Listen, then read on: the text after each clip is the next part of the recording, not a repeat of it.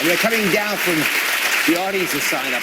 I got to say, having heard those testimonials from our three guests who were on this seems like a pretty straightforward program. And the fact that most every doctor you're going to meet is going to think this is a smart way to go is equally reinforcing. Okay, you finished the first 2 weeks. Right. Now let's move on to the rest of our lives. Take us through what we can add back and some tips about how to do it right. Again, this begins after the 14th day of the program. And our fruit comes back in. It's one of the things you're so excited when you get to add the fruits back in. And here we've got beautiful solutions. We've got the strawberries, we've got bananas, oranges. So these are all really great sources for your fruit.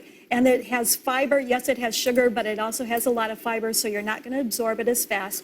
And you've also learned how to avoid those cravings. So now we're fine with that. And I see you put grains back in here. Are there any restrictions on these?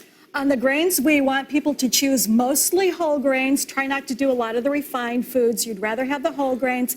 And please read the labels so you make sure you're getting breads and cereals that actually have whole grains as their first ingredient.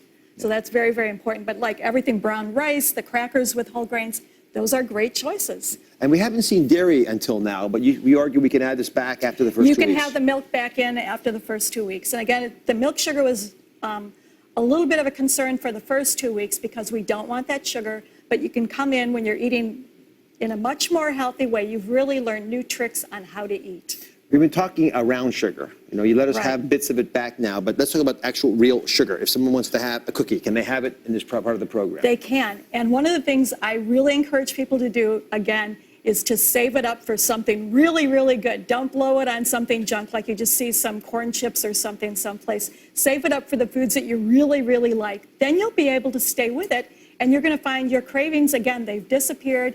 You just have this in a nice, pleasant way, so it's not driving you that you have to have something sweet at the last moment. And is wine equal to a cookie, essentially, in the DASH diet? Well, you could really consider it as being a serving of fruit. Because it is grape juice that's been converted, so that can be a serving. I like that. From now on, let's take this straight. From now on, a glass of wine equals a serving of fruit. Absolutely.